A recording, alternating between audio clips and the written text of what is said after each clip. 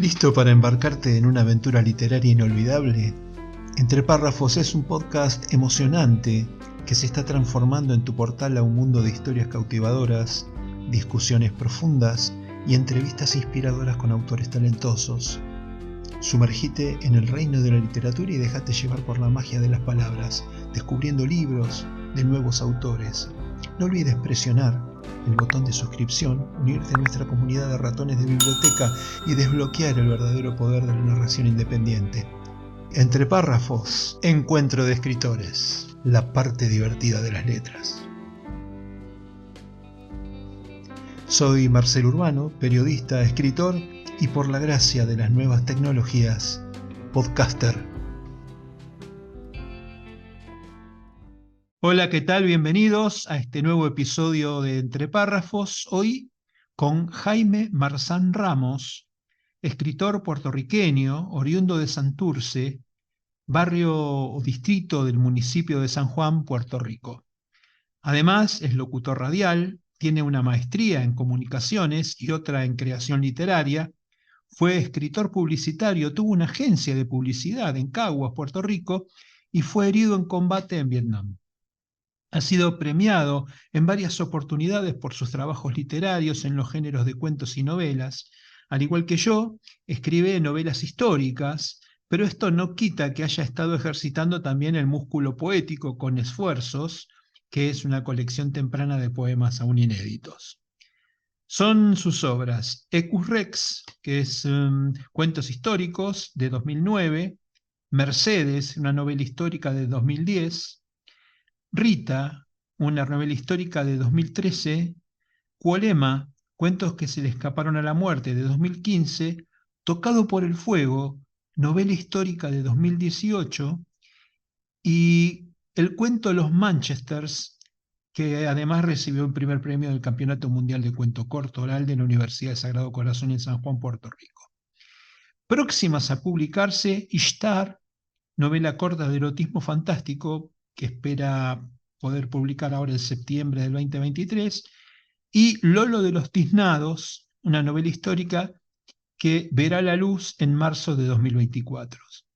Hechas las presentaciones del caso, le doy la bienvenida a Jaime. Buenas noches, Jaime, ¿cómo estás? Muy buenas noches.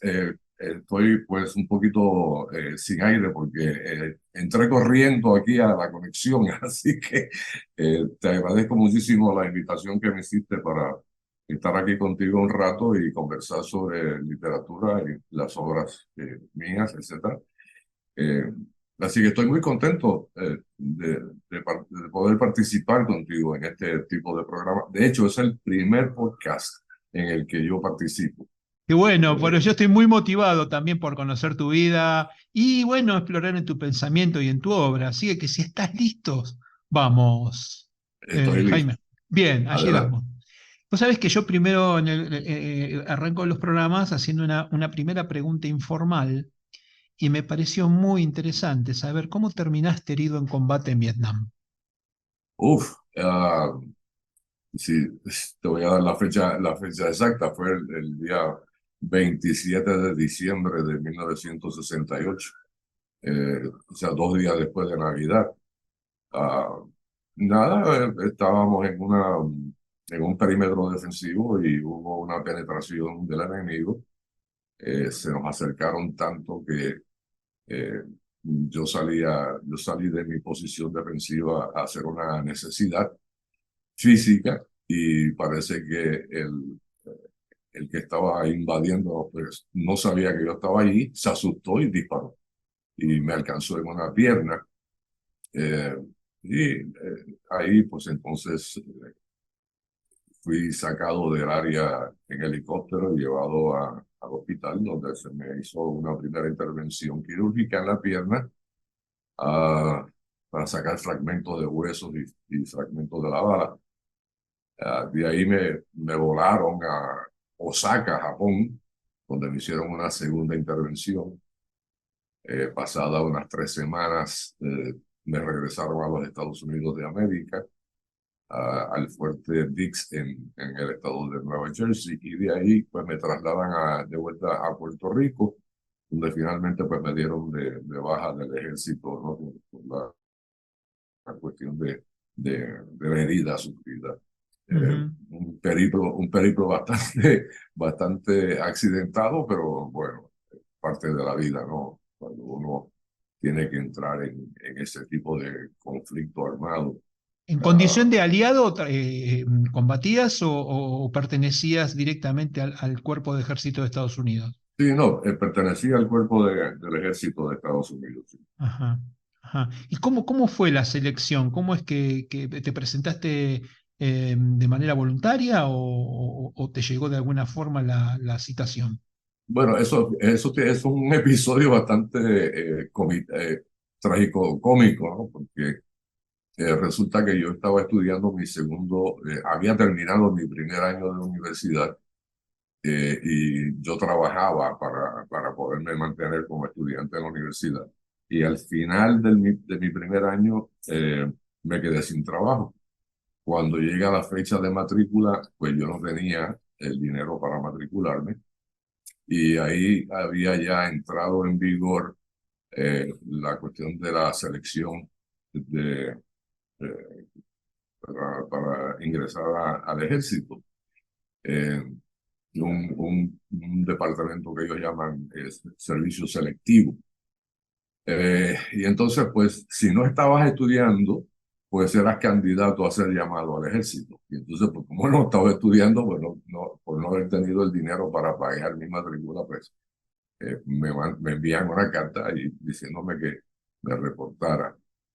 Fui allá, me reporté, me cambiaron la clasificación de estudiante, que estaba, como estudiante estaba exento de ser llamado, me cambian la clasificación y entonces me informan que me iban a llamar en diciembre del 65. Y yo dije, no, no, no, vamos a adelantar la fecha. Y lo que hice fue que me fui como que medio de voluntario, ¿no? En octubre de 65 fue que ingresé en el ejército. Y ahí tuve oportunidad de regresar a Puerto Rico durante las Navidades por 30 días y regresar entonces para un entrenamiento avanzado de infantería, y de ahí pues para Vietnam. Qué bárbaro. Bueno, la guerra es así, la guerra Sí, que era la guerra y el lugar, y el enemigo, ¿no? no, no, una cosa, una experiencia eh, que tuvo sus cosas. eh, Ahí hubo de todo, y precisamente la novela Tocado por el Fuego se basa en mis experiencias durante mi estadía en Vietnam, durante el tiempo que estuve en Vietnam. En el segundo Eh, bloque vamos a profundizar esto porque vamos a hablar de la novela. Muy Así que bien, ahora ¿cómo? vayamos avanzando un poquito con tu vida. Claro que sí. Resulta que has estado muy vinculado al universo de las palabras y de la comunicación toda tu vida. Toda mi vida, ¿no? ¿Cómo fueron esos tiempos de radio, de publicidad y de trabajo periodístico? Pues muy fructíferos. Gracias a Dios tuve la oportunidad de comenzar en la radio acá en Puerto Rico como locutor. Eh, y eso fue para 1963.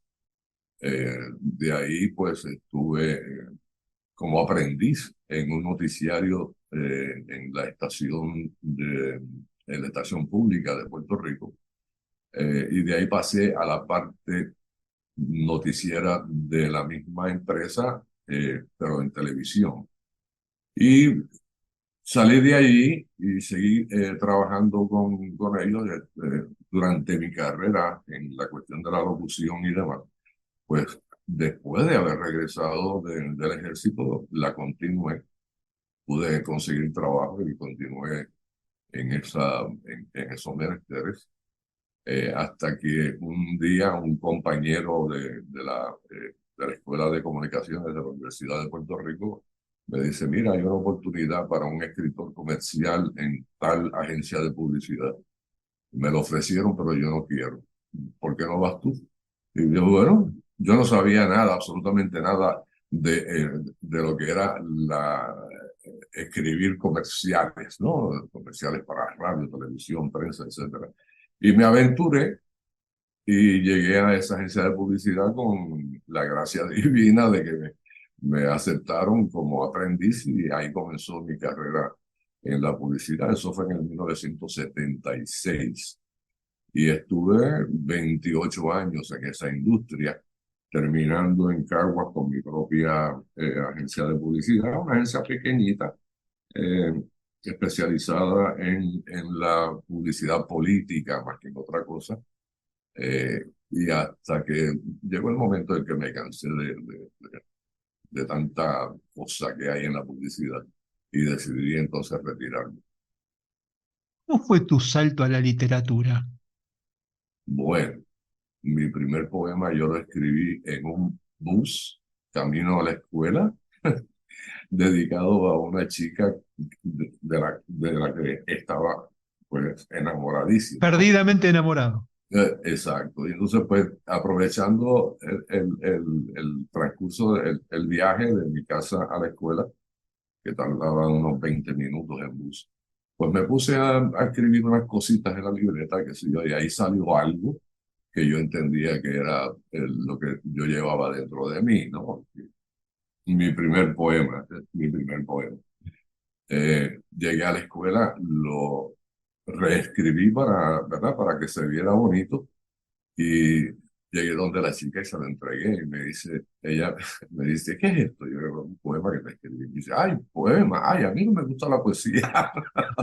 Y me lo devolvió sin leerlo y bueno, y muy cómico, ¿no? O sea, y esa fue mi primera experiencia literaria. Pero con el favor de que en esa escuela pues tenía un profesor que era un escritor, poeta reconocido acá en Puerto Rico. Y fui y le enseñé el poema que le había escrito a la chica y me dice, oye, pero esto está muy bueno, pues. Y entonces de ahí me agarré y, y con el apoyo de este profesor, pues le comencé a hundirme en el mangle de las letras, ¿no? Y, y entonces pues ya ahí pues eh, comencé a escribir cositas, ah, cosas que mis compañeros de clase me decían, tú estás loco, tú que estás escribiendo tonterías, ¿no? Y bueno, pues, pero siempre me mantuve escribiendo, escondiendo las cosas, porque no quería que nadie las leyera, pues porque no estaba muy inseguro, ¿no? En esa etapa. Y Y esos son los poemas que tengo que están inéditos. Todavía los Ajá. tengo, están inéditos. Son como unos 300 poemas. Ah, qué Ah, bárbaro. sí, y los tengo todavía en un cuaderno y ahí están manuscritos y ahí están. Eh, Porque la poesía, al correr del tiempo, me di cuenta de que la poesía no era lo mío, sino que lo que más me llegó a apasionar fue la narrativa. Ujú, Y ahí entonces, sí, ahí eh, entré en la narrativa como un volcán, ¿no? ujú. Como una tormenta, entré a la narrativa.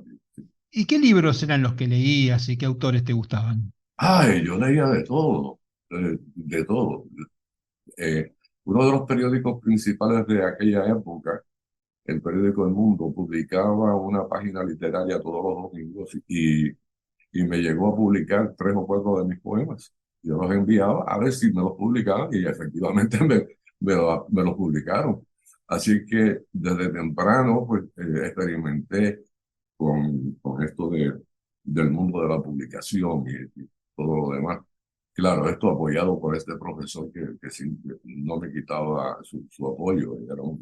Para mí fue, pues imagínate, eh, el ancla, ¿no? Donde yo me, me aferré a esa ancla y este profesor pues, me, me hizo comenzar en el mundo de la literatura. Ah, Casi por obligación, porque me decía, sigue escribiendo, no importa lo que escriba, sigue escribiendo. ujú, Pero entonces después de eso me di cuenta que para escribir uno tiene que leer. Si no lees, no escribes. Y entonces, contestando la pregunta tuya sobre las cosas que, ¿verdad? La literatura que más me, me llega, pues todo lo que sea narrativo. Ujú. Comenzando obviamente por las joyas literarias, ¿no? El Quijote y tantas otras más. El Quijote yo lo he leído 4 veces ya. Eh, Casi me lo sé de memoria, pero cada vez que lo leo encuentro tantas y tantas cosas distintas a la vez anterior. Que, bueno, por eso es que es una joya literaria. Ajá. ¿Y hay algún libro que te haya marcado, que dirías vos que forma parte de tu influencia literaria? Bueno, más que un libro, autores. Ujú. Por ejemplo, Pérez Reverte es uno de mis Sí, escritores favoritos, porque Pérez Reverte tiene esa línea histórica que a mí me fascina, ¿no? Él escribe muchas cosas con claro. motivos históricos. Y, y son muchos los escritores eh, que he tenido la suerte de leer, pero el principal de todos, Pérez Reverte. Ujú. En la actualidad, ¿cuál es tu ocupación? ¿Cómo es tu trabajo diario? Bueno, mi trabajo diario, ya yo estoy retirado, ¿no? O sea, Ajá, ya yo cumplí con mis años de labor y demás, y entonces pues eh, me quedo en casa y estoy leyendo y escribiendo, perfecto. anotando cosas. O sea, me estoy dedicando a la, a la literatura y estoy ahora eh, completando mi doctorado en estudios hispánicos de la Universidad de Puerto Rico con una especialización en literatura puertorriqueña. Estoy trabajando en la tesis, ya está ahí punto de caramelo, como decimos nosotros. Ajá. Eh, y espero poder defender la tesis ya para o tarde este año o a principios del año que viene. ¿Y el tema de la tesis cuál es? La literatura puertorriqueña, la literatura histórica de Puerto Rico. Ajá.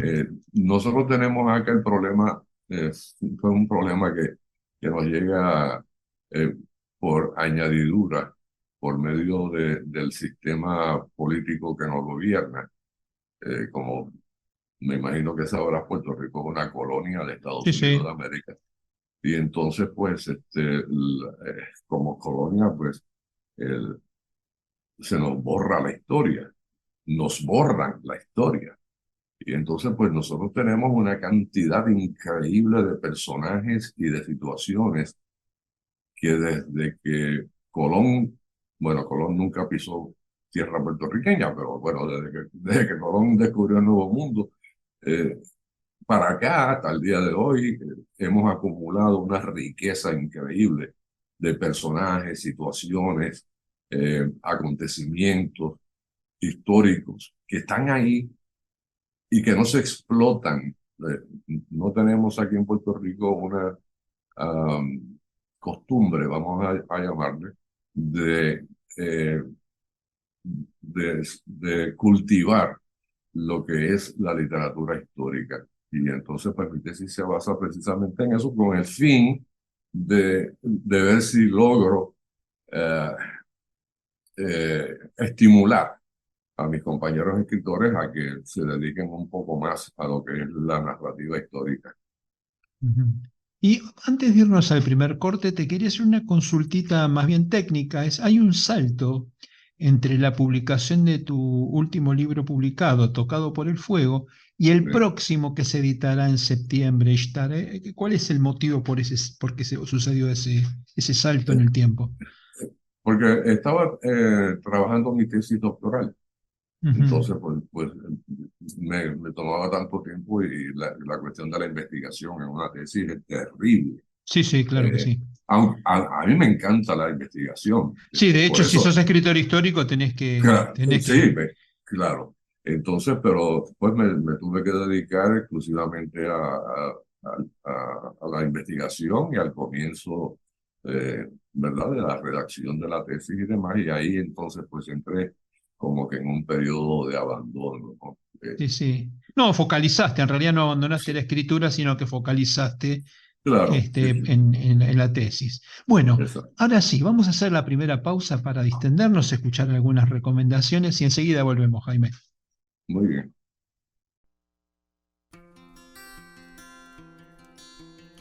Quiero invitarte a que me sigas en mis redes. Podés hacerlo por Facebook, Instagram, YouTube, etcétera. Con tu apoyo puedo seguir creciendo para entregar mejores programas cada vez más atractivos. También podés suscribirte desde mi sitio web al newsletter en el que cada miércoles comparto mis notas periodísticas, siempre sobre temas de la literatura y su relación con la realidad nacional e internacional. Dale, dame tu like, déjame tu comentario en YouTube o en las notas del podcast en mi web. Entre párrafos, la parte divertida de las letras.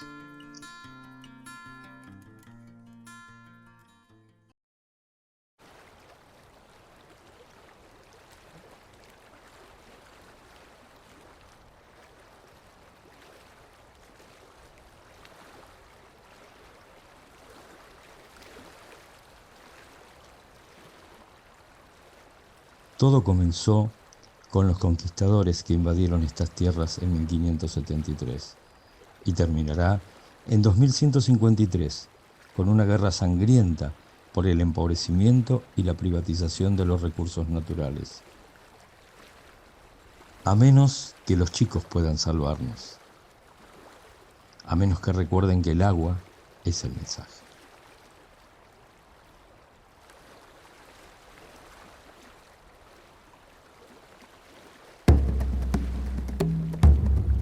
En 2015, la Fundación Talentos Mayores eligió a un grupo de 8 niños que liderarán mañana el cambio más revolucionario y profundo que el hombre podría experimentar. Los ha elegido por su inteligencia y genialidad, por sus capacidades creativas, para formarlos con generosidad, solidaridad, ética, conciencia social y conciencia ecológica. Claro que para formarlos tendrán que vivir aventuras inolvidables, conocerán a seres líquidos de la ciudad intraterrena de Erx, desafiarán la relación espacio-tiempo, recorrerán cuevas y túneles debajo de la Sierra de Córdoba en la búsqueda del santuario del agua de los Comechingones e investigarán el robo de un camión cargado de oro. Para su misión primaria, conocerán un raro objeto ancestral capaz de comunicar a los elegidos datos sobre el pasado, el presente y el futuro. El rollo de Ongamira, que deberán colocar en su cuna, en las entrañas de la tierra, donde se encuentra el santuario. A la sazón, un lugar mágico en el que las enfermedades se curan y el tiempo transcurre de manera diferente. Un lugar donde las paredes tienen extrañas inscripciones, incluso el dibujo de un mapa visto desde el espacio, pero anterior al descubrimiento de América. Si conociéramos un dato cierto del futuro que puede acabar con la vida en el planeta tal cual la conocemos, ¿hasta dónde seríamos capaces de llegar para evitarlo?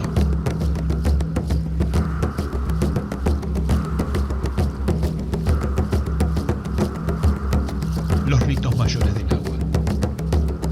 La nueva novela de Marcelo Gabriel Urbano.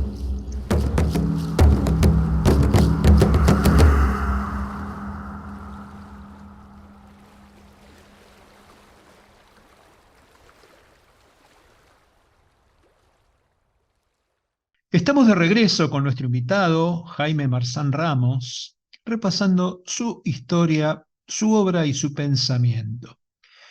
Bueno, Jaime, ahora sí me gustaría que hablemos de Tocado por el Fuego. Entender de qué el meollo de la situación, de qué se trata, conocer a su personaje principal y el paisaje que la abarca. Bueno, Tocado por el Fuego es una novela de autoficción, histórica, pero de autoficción. Histórica, pues, porque estamos tratando con la guerra de Vietnam, que ya hace más de 50 años de que, como pasa el tiempo, es Sí, una cosa sí. increíble.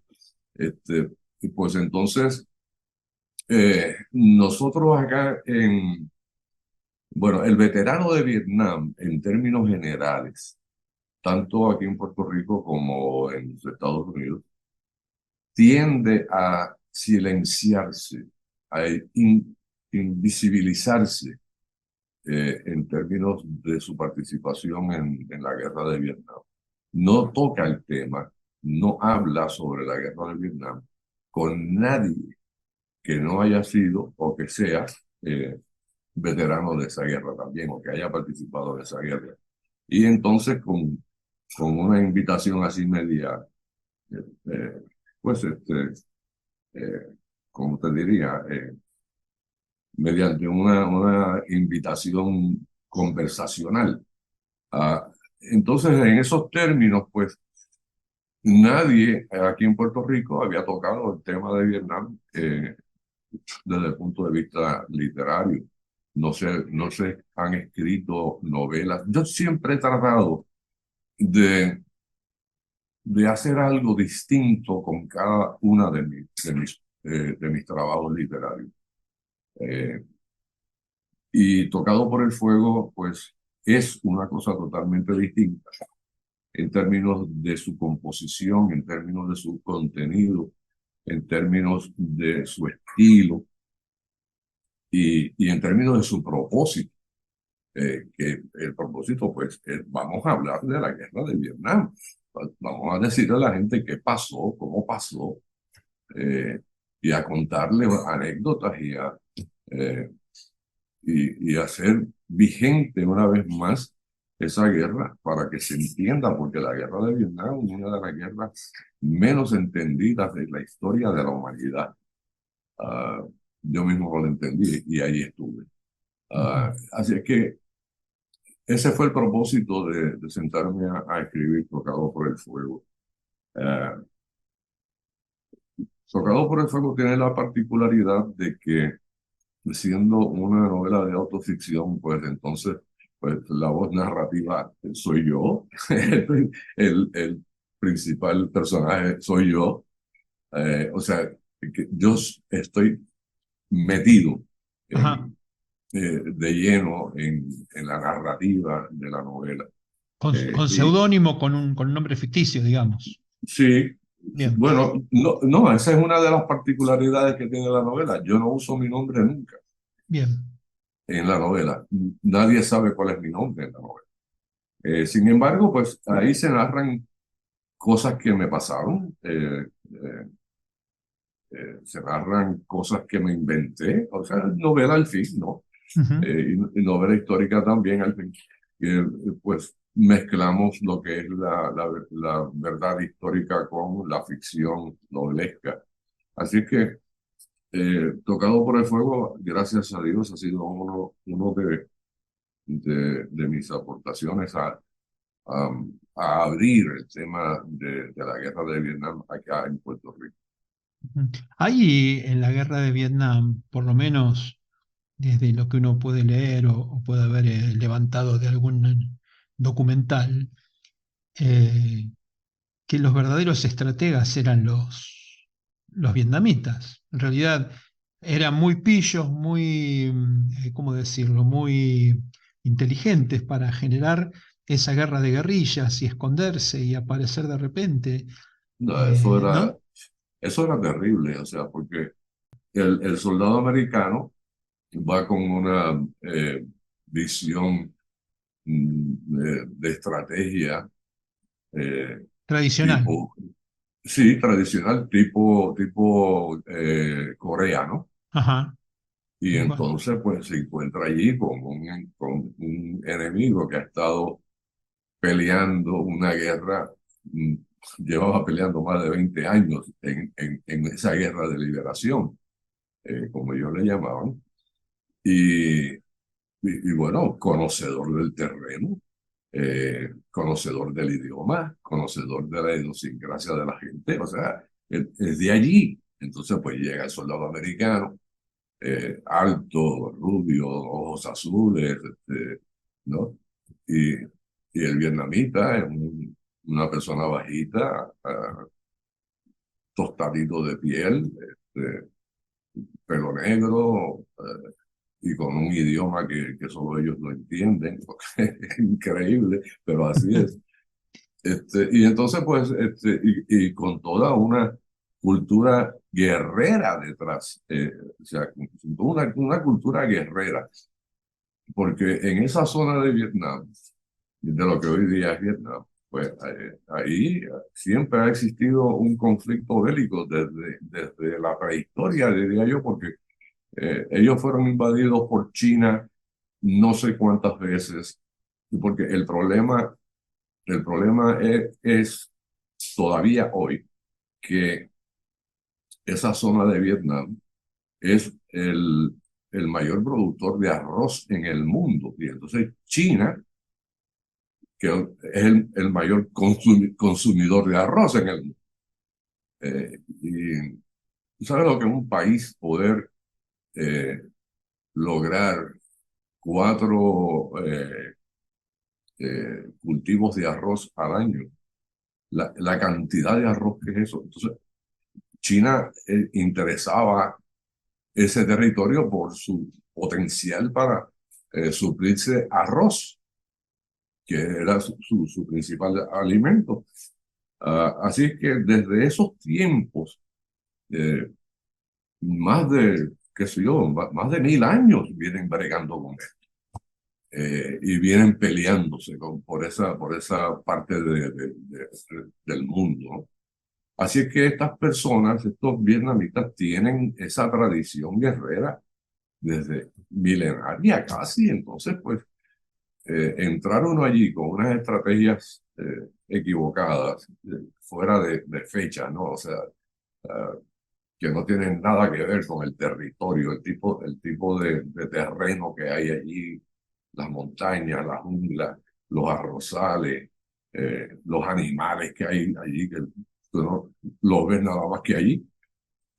Son cosas que van a hacer que el enemigo, el invasor, en este caso los Estados Unidos, el ejército de Estados Unidos, cometa errores garrafales en términos de tácticas y en términos de cómo manejar la situación.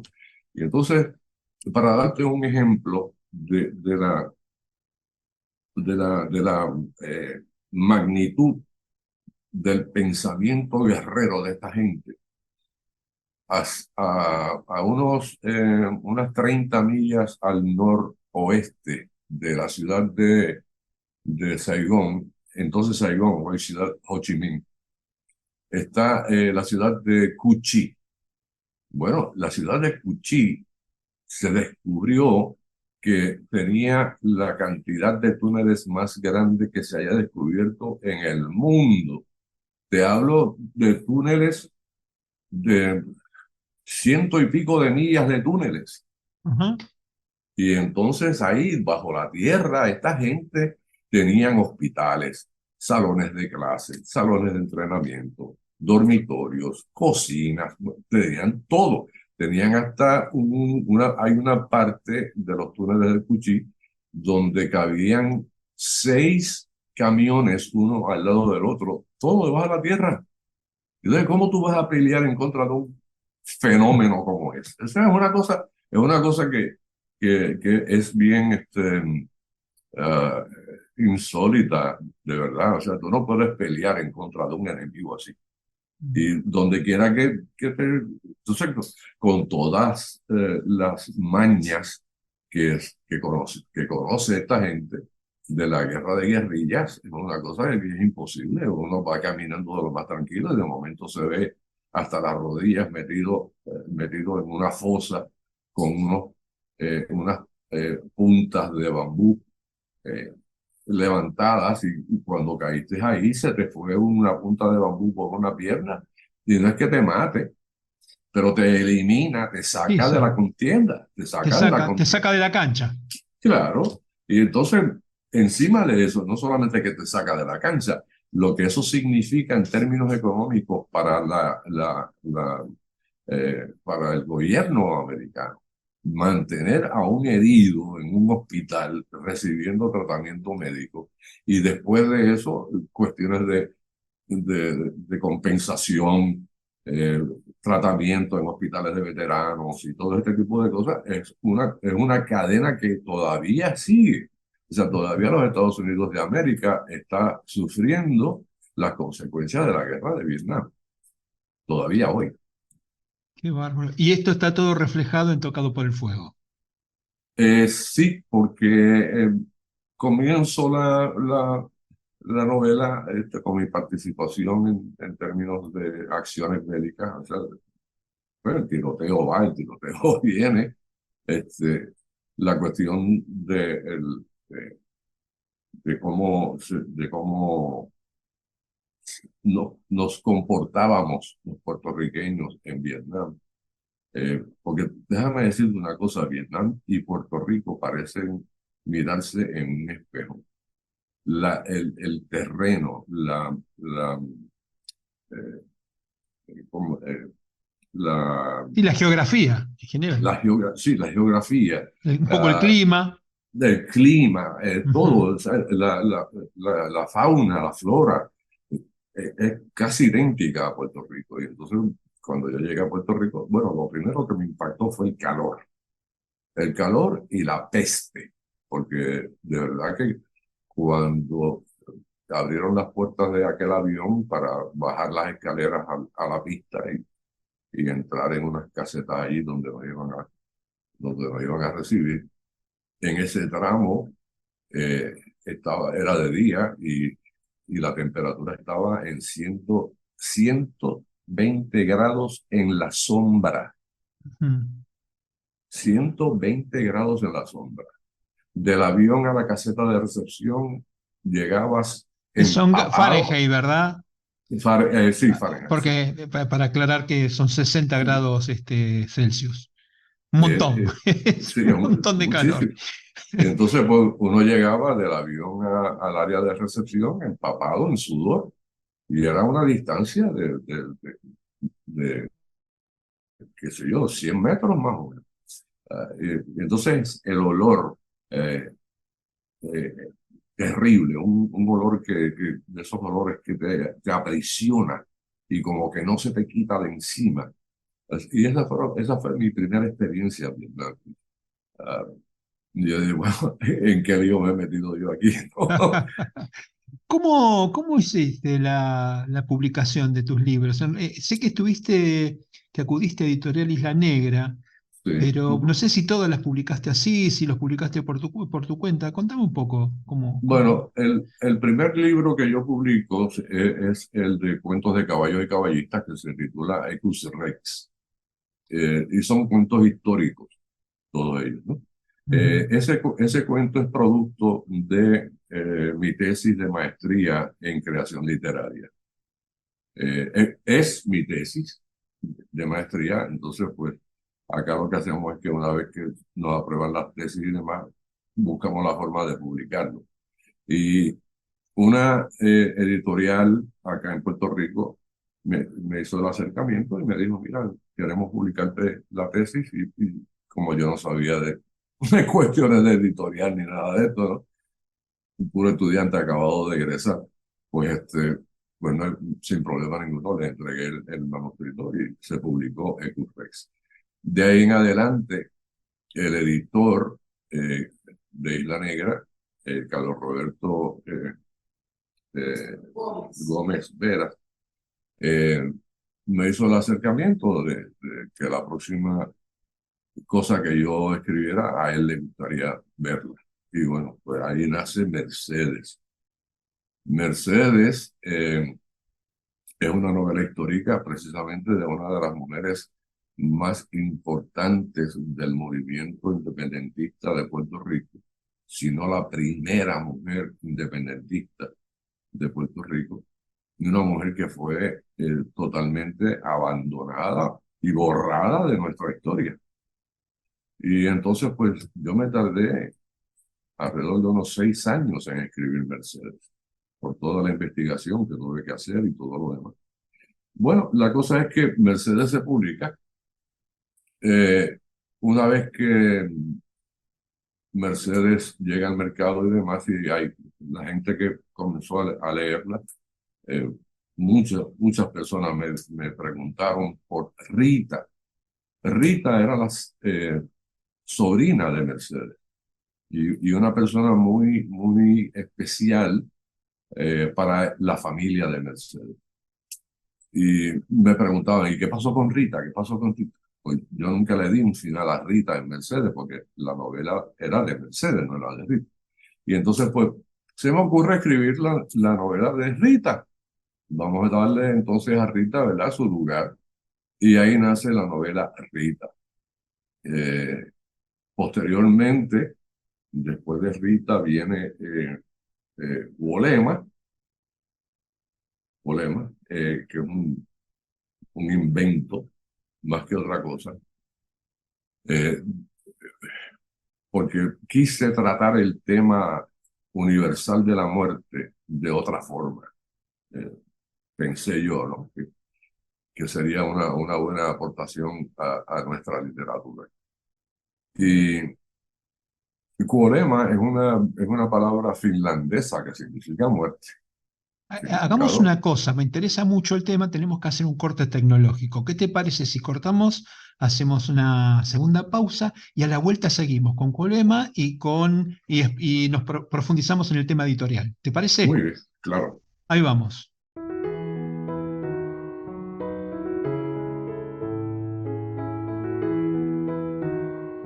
Quiero invitarte a que te suscribas gratuitamente a mi canal de iVoox. Solo con apretar el botoncito de suscribirse en el player de este podcast vas a recibir información, novedades y sorteo de libros. Frases graciosas de gente aparentemente seria. Un aporte de entre párrafos para la batalla contra la polución periodística y el lawfare. Hoy, Dan Brown. El autor del Código Da Vinci cantaba en una banda pop denominada Piropo. Aunque de nombre español no logró triunfar en España, en esa época la madre patria deliraba con Mecano. La carrera musical de Dan Brown no despegó, pero conoció a la que sería su mujer, quien trabajaba en una discográfica. ¡Maldita suerte!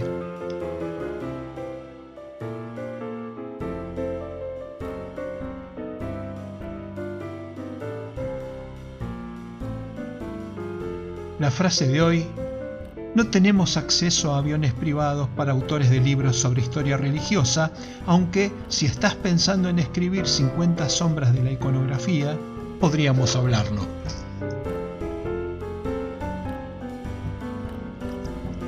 Frases graciosas de gente aparentemente seria, en entre párrafos la parte divertida de las letras. No olvides presionar el botón de suscripción, unirte a nuestra comunidad de ratones de biblioteca y desbloquear el verdadero poder de la narración independiente. Entre párrafos, encuentro de escritores, la parte divertida de las letras.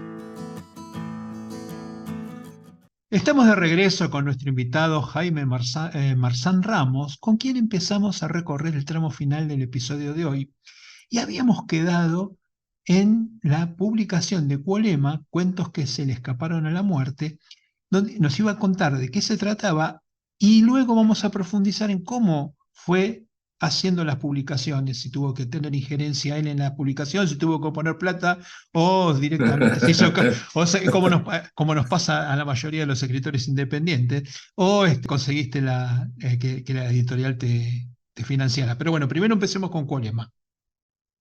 Bueno, pues kuolema, como comencé a explicarte, kuolema es una palabra finlandesa que significa muerte.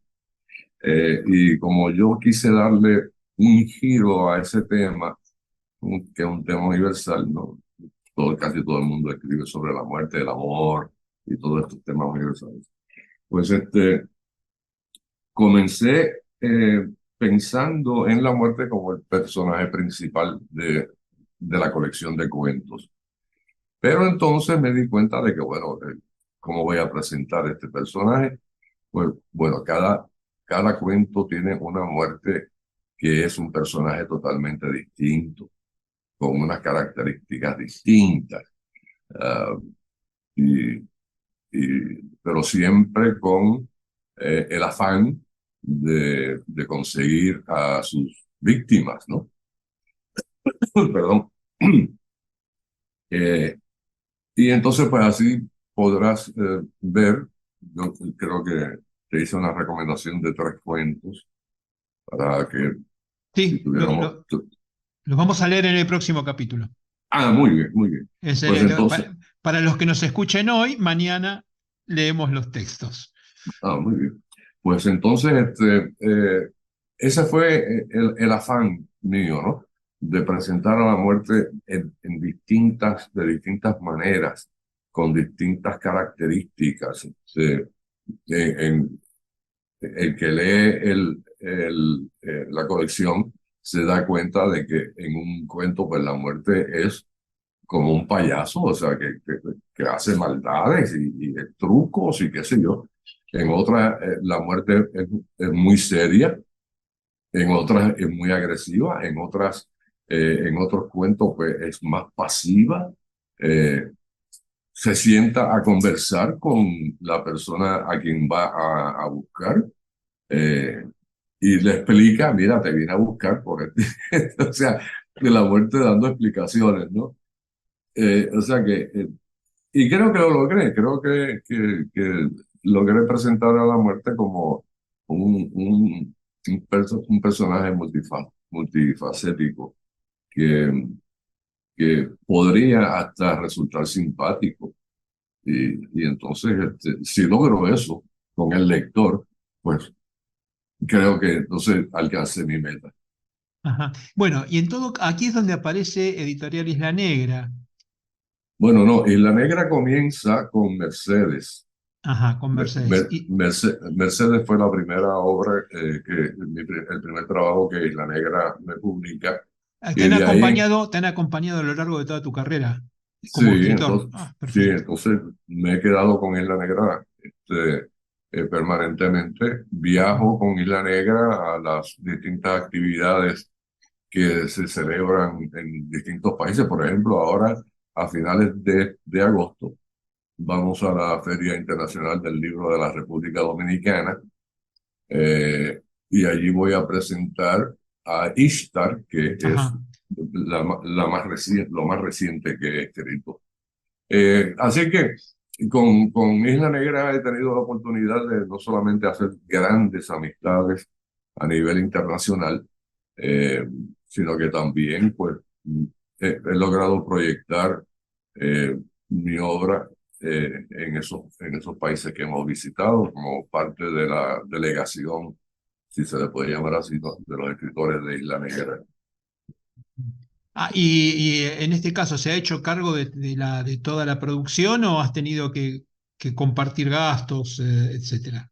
Bueno, sí, acá, fíjate, el problema que nosotros tenemos acá en Puerto Rico es que Puerto Rico es un mercado muy pequeño.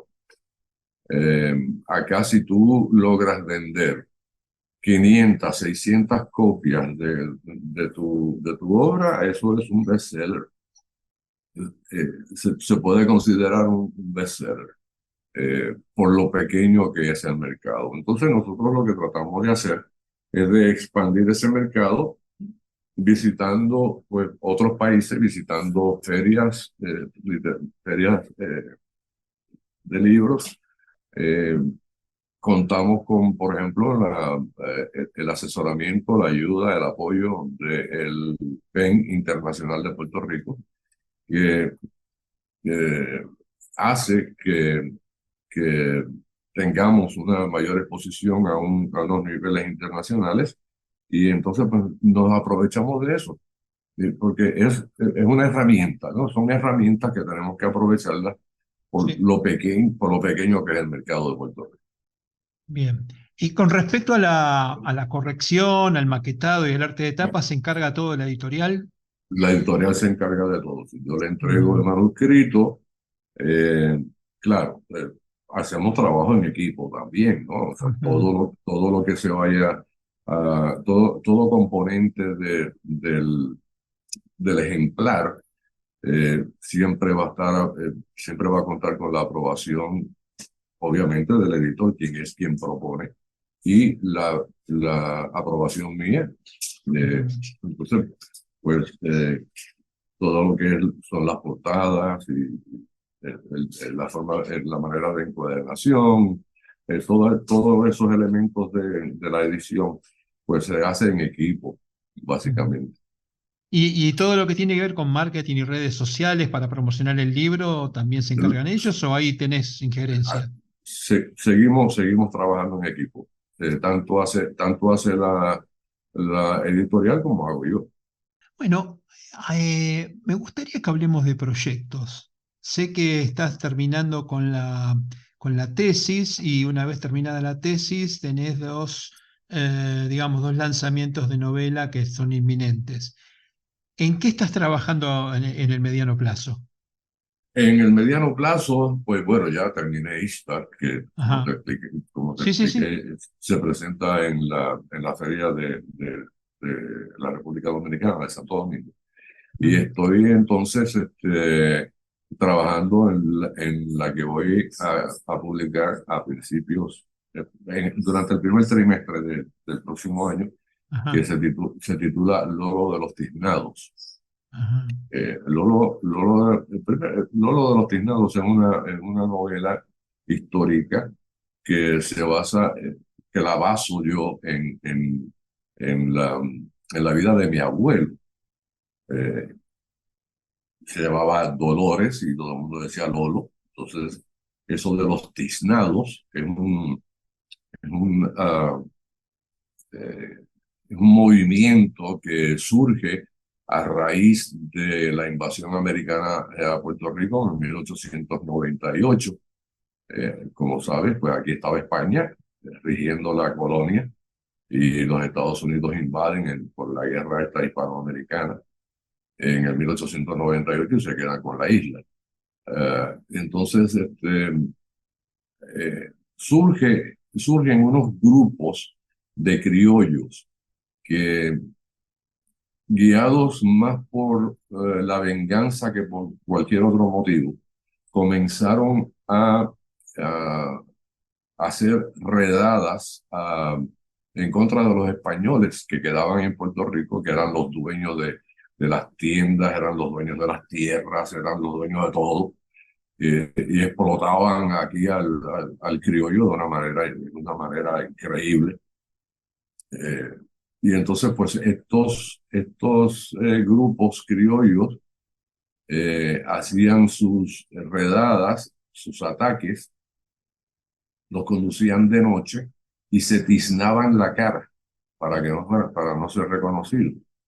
Y atacaban, y, digamos, a una hacienda, robaban todo lo que se podían llevar y entonces le prendían fuego a la hacienda y a las tierras, la caña de azúcar, todo eso lo quemaban con tal ¿verdad? De buscar esa venganza en contra de todo lo que significó ser colonia de España. Del Eh, invasor español. sí, claro. Entonces, los españoles tuvieron que pedirle ayuda a los americanos para que detuvieran a los tiznados. Y, y entonces pues, los tiznados comenzaron a pelear en contra de los americanos también. Y, y atacaban a los americanos y atacaban a los españoles. Y mi abuelo perteneció a uno de esos grupos de tiznados. Eh, Cuando los americanos llegan a Puerto Rico, invaden la isla en el 1898, mi abuelo tenía 17 años. Y los españoles llegaron al pueblo donde él vivía a recoger a toda la juventud del pueblo para llevársela a pelear en contra de los invasores americanos. O sea, mi abuelo Ah, se vio envuelto en una guerra sin ningún tipo de entrenamiento, sin ningún nada. Llegó y tú, aquí tienes un rifle y vente, y vámonos. Ah, y entonces, pues, muchas otras cosas sucedieron durante esa época que marcaron la historia de Puerto Rico, y entonces los tiznados pasaron al olvido también. O sea, y esto es otra cosa que a mí siempre me interesó eh, traer a la atención de nosotros como pueblo, ¿no? Mira, aquí existió un grupo, uno no, porque habían grupos de tiznados regados por toda la isla. El problema que tuvieron era que no había una conexión entre ellos. de haber existido una conexión entre esos grupos de tiznados, hubiesen tirado al mar a los americanos, porque eran aguerridos y eran bravos y no tenían, no tenían compasión. Era una gente que estaba haciendo las cosas que estaban haciendo por pura venganza. Y era lo que los motivaba. De acuerdo a lo que contás, lo que se percibe que hay una especie de necesidad de olvido del pueblo puertorriqueño. Hay una necesidad de recordación, porque nosotros no tenemos héroes. Ese es el problema de Puerto Rico. Nos han quitado los héroes. No tenemos héroes. No tenemos a quien mirar, a quien imitar en términos, ¿verdad?, para crear un movimiento de liberación, de independencia. Nos hacen falta héroes. Un Bolívar, un San Martín. Exacto. Están ahí, están en nuestra historia, pero el invasor se encargó, tanto España como los Estados Unidos se encargaron de borrar esa historia. Y obviamente el dicho conocido, que el vencedor es quien escribe la historia. Entonces, pues, ellos vencen, escriben la historia y nosotros, pues, seguimos bajo un coloniaje. Todavía hoy seguimos viviendo una colonia que realmente es una desgracia, porque somos una de las últimas colonias existentes en el mundo y todavía seguimos en ese papel que es una desgracia para la humanidad. El coloniaje se debe, de hecho, el coloniaje está abolido por las Naciones Unidas. Y los Estados Unidos se pasa eso por donde no le da el sol. Ellos son dueños de las Naciones Unidas. Claro, Así claro. que, entonces, pues, los otros son las Naciones Unidas. exacto. Cuando publicas una novela, ¿haces reuniones de lanzamiento? Sí, claro, claro. Bueno, reuniones de lanzamiento, nosotros acá le llamamos presentaciones. Perfecto. Ok. Entonces, sí, claro, las hacemos. Bueno, Isla Negra tiene una ruta, ¿no? Vamos a las principales librerías del país, vamos a las universidades para presentar ante los estudiantes. Y tenemos esa forma, ¿no?, de llegar al público lector. Así que sí, tenemos esas actividades, conversatorios, todo tipo de actividad literaria. Ajá, ¿y cómo la organizás? ¿Vos personalmente? ¿Te ayuda la editorial? ¿Hay un Ministerio de Cultura, alguien que te ayude en este tipo de tareas? Usualmente quien organiza es la editorial, organiza en las principales librerías. Entonces, el autor usualmente organiza las presentaciones de conversatorios en universidades o en algún tipo de entidad cívica o cultural que esté interesada o que sea afín con el tema de la obra. Y entonces, pues, son los dos, ¿no? Tanto la editorial como el autor se encargan de ese tipo de actividad.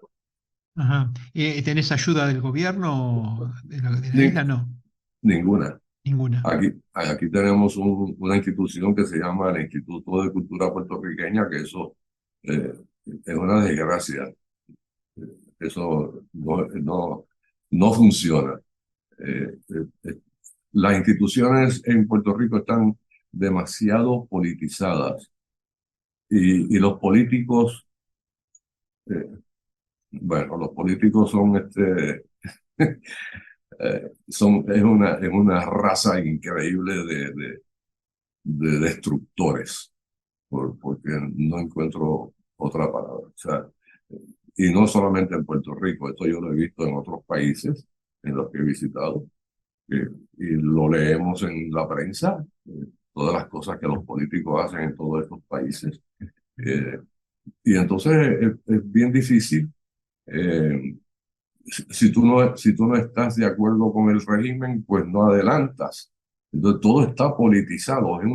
Y en Puerto Rico es un crimen el nivel de politización que tenemos en todas las instituciones públicas del país, en todas. El Departamento de Salud, el Departamento de Educación, el Instituto de Cultura, el Departamento de la Familia, y por ahí sigue. Y todo está tan y tan politizado que si, si no tienes padrino no te bautizas. Es así de sencillo. Yo no tengo No padrino. tenés ningún padrino. No. No, yo me Eh, mantengo al margen de todo eso.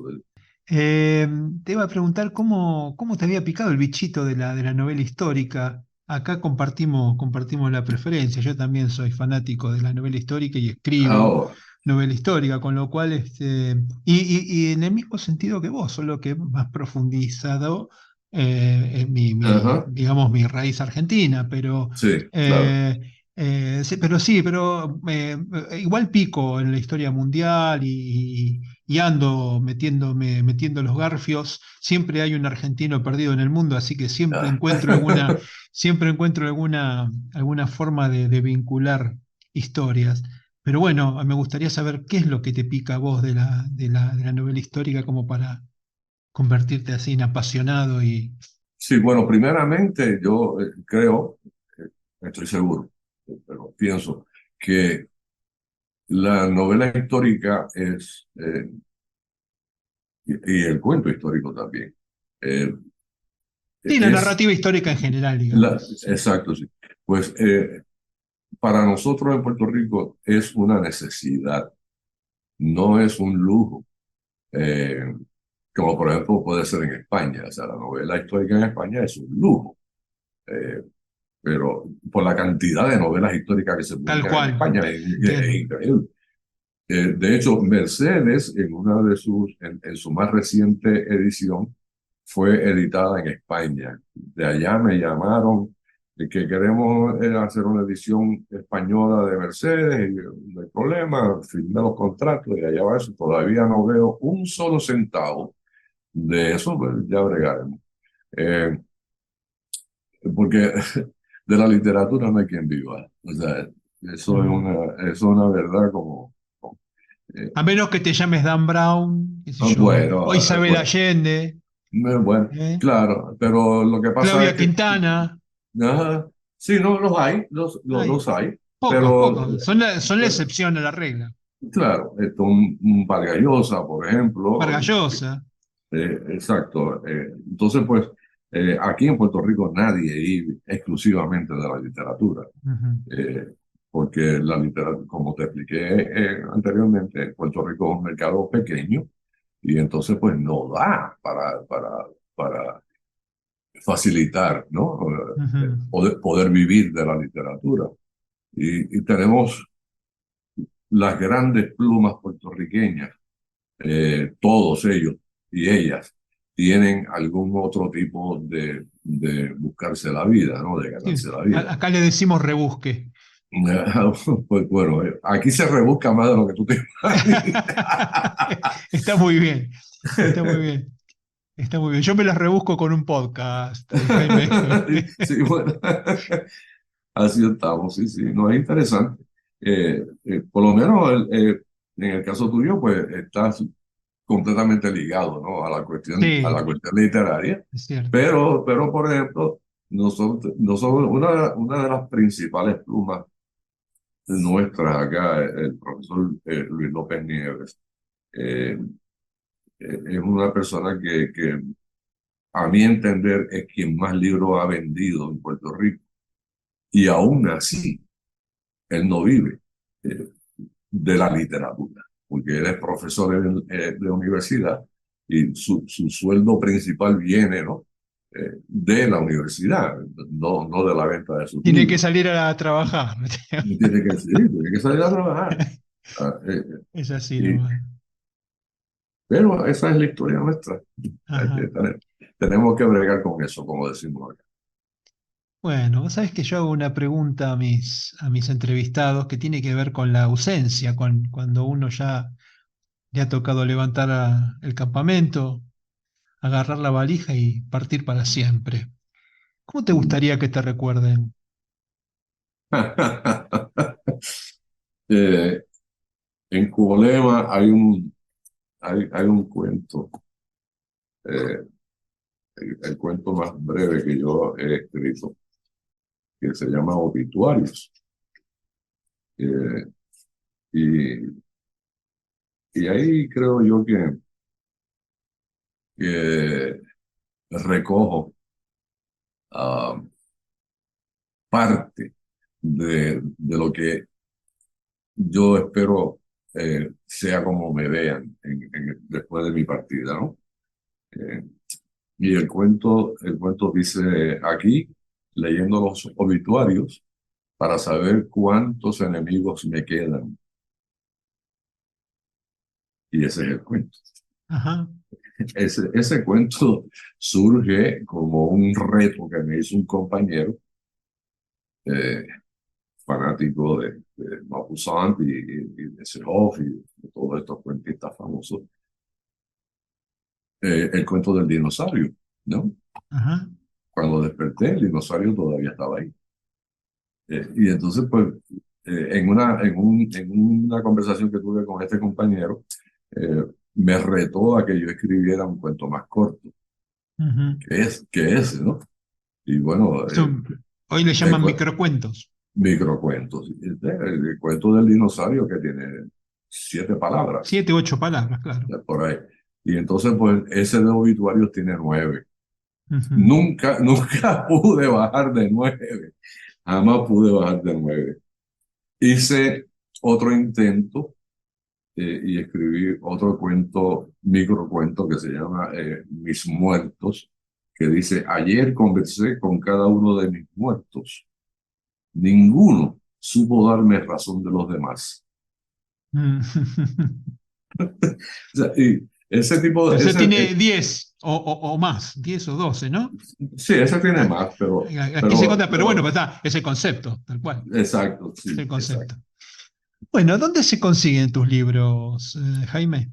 Bueno, acá en Puerto Rico, date un viajecito. Ajá.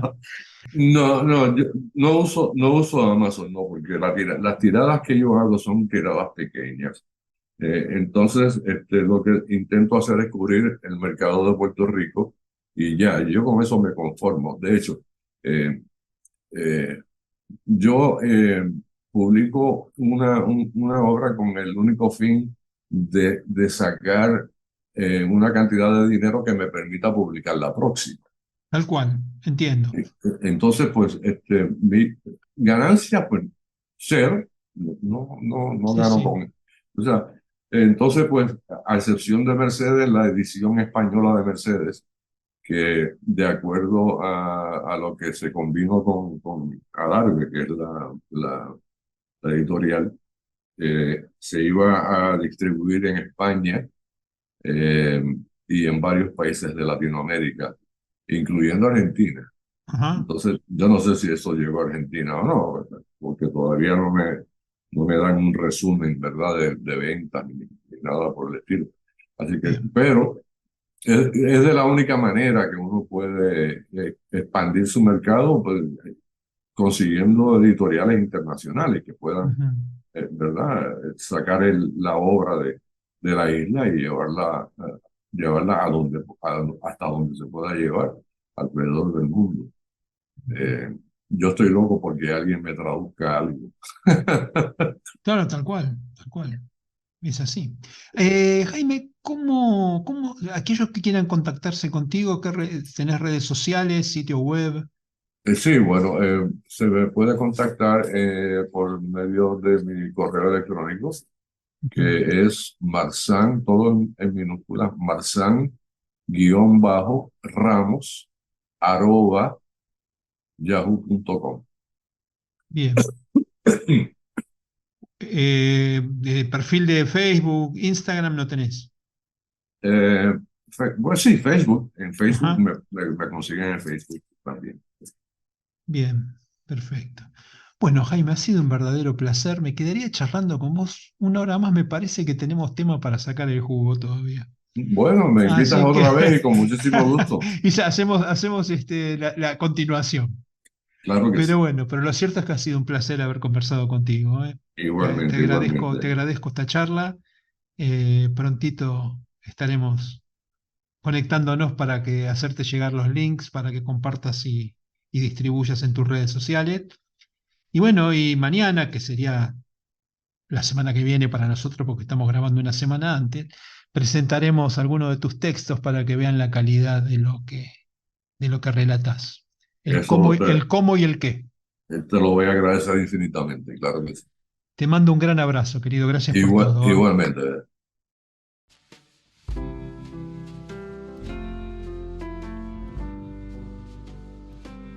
Hasta aquí, Entre Párrafos, Encuentro de Escritores. Un podcast emocionante sobre literatura independiente. Aquí estarás descubriendo libros donde las palabras cobran vida y las emociones desbordan. Unite a nuestra comunidad y descubrí la magia de la literatura en cada episodio. Suscríbete ahora y comienza tu viaje literario. Soy Marcelo Urbano, periodista, escritor y por la gracia de las nuevas tecnologías, podcaster. Te espero en el próximo programa.